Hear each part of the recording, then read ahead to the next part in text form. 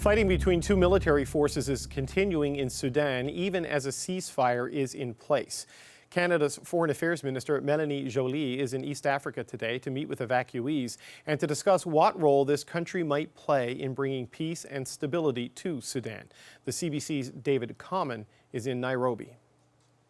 Well, David, the Foreign Affairs Minister, Melanie Joly, beginning her day right in this area. It's an area where a lot of United Nations official buildings are located, and she was speaking with those connected to humanitarian affairs, Kenyan officials, amongst many others, as Canada looks to what it might do to help support efforts to put a stop to the violence. Of course, the ceasefires that have been announced have largely not worked. The warring sides are not negotiating. How can nations like Kenya, a major power broker, bring the sides together, put an end to the violence, and how can Canada support those efforts? That's what Melanie Joly is doing in the region, as well as thanking those who are connected, of course, to the airlift, to Canada's evacuation efforts. Now, while the airlift has ended, the efforts have not. It's just got a lot more complicated. The airfield where those evacs were happening, now impossible to use effectively. That some of the last Canadian pilots going in there over the weekend could see gunfire going on right around the airfield as they were coming into land to get some of those last people escaping. So what does that leave for others? Many, tens of thousands are still using land routes if they can find gas, if they can get a car, if they can get on a bus, if they can get out of their homes amidst the shooting. If they're able to do all of that, they're going into refugee areas. They're going to friends and family in other countries. They may be going into camps that are being hastily constructed. Others, of course, including Canadians, may well make their way to the water, to Port Sudan, where there are warships, including 2 Canadian warships, securing that area. There are ferries. There are others that are taking passengers out to places like Saudi Arabia and then to points onwards from there. Canadians have used convoys, in one case organized by the U.S. military over the course of the weekend, by land, 30-hour journey from Khartoum, Sudan, into that water area to try to get out. Those convoys could continue. Canadian officials say they are trying to support that. May not be run by them, but Canadians would have the option to get on them. And so Melanie Joly here speaking, of course, about that as well. David? Okay, that was the CBC's David Common in Nairobi, Kenya. For more on the rapidly evolving evacuation operation in Sudan, I'm joined by retired Major General Denis Thompson. He served for nearly 40 years in the Canadian Army and has commanded NATO's Task Force Kandahar and Canada's Special Operations Forces. General, thank you so much for your time. Good afternoon. So we heard last week that the window for evacuations at the airfield were closing, and now it's closed due to the nearby fighting. What does that tell you about the threat environment that Canadian military personnel and allied soldiers are working in right now? Well, a couple of things. First of all, the efforts to have the belligerents agree to a ceasefire and actually hold that ceasefire have clearly failed. And as a result, the second bit is, of course, it's no longer safe to fly into the Wadi Sadina airfield, airbase, which they were using as their air extraction point. So the operations have had to switch, as I understand it, to a ground move from the area of Khartoum to Port Sudan, which is 850 kilometers. Right, so that's where I wanted to go next, because as complicated as the air evacuations were, this seems more fraught potentially. I mean, how much more difficult is it to make those long overland journeys to get to safety? Well, just the physical journey is difficult. But what's interesting is, of course, the United States has managed to do it. So what we really need to do up front is negotiate with the warring parties to make sure that they agree to safe passage. And keep your fingers crossed that that message actually gets down to all the various checkpoints, because I think that the discipline of the troops on the ground is of concern. Then once you've got this in place, you need to organize the convoy, which means assembling people, Canadian citizens and permanent residents, in various rendezvous points around Khartoum or whatever town they happen to be launching from, get them organized into convoys, and then surveil the convoy as it moves from, let's say, Khartoum to Port Sudan.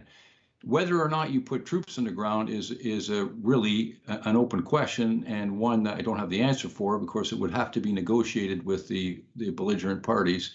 But you would certainly want to make sure that you have surveillance over the convoy as it moves, either in the form of drones or other surveillance aircraft. We've seen with the airlifts that it's been, allied countries picking up citizens from different countries and sort of sharing the load that way. Could you do a similar thing, for example, with a land convoy where a bunch of Canadians would go with an American convoy, perhaps under American protection? Is that sort of an operation a possibility here? It's absolutely a possibility. The principle in a non-combatant evacuation operation is, it's certainly with aircraft, is no aircraft should leave unless it's absolutely full. And that means that they're put into what are called chocks. They're organized into groups of people that will fit on an aircraft, regardless of nationality. Obviously, they're prioritized in advance, and then they're moved off. Well, I can imagine that this would be exactly the same procedure that they would use with respect to a land convoy, although it has the potential to be a bit more complex because you may have several different places where you're assembling people.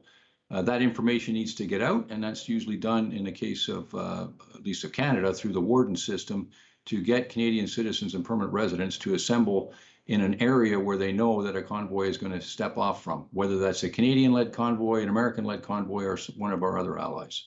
The U.S. is leading multinational convoys from Khartoum to Port Sudan, but we heard from the Chief of Defense Staff, Wayne Eyre, that Canadian Special Forces are not involved in that operation. They've not been venturing into Khartoum to help trapped Canadians get out of there. Does that surprise you?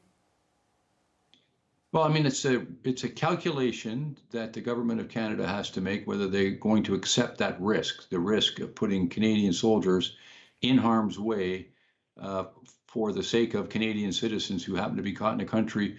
There's been lots of discussion about this. Of course, there's no discussion about the fact that if you're an agent of the government of Canada, in other words, an employee, a soldier, a diplomat, or a development assistance person, that you get the guaranteed coverage, if you will, from the Canadian government, including the Canadian Armed Forces.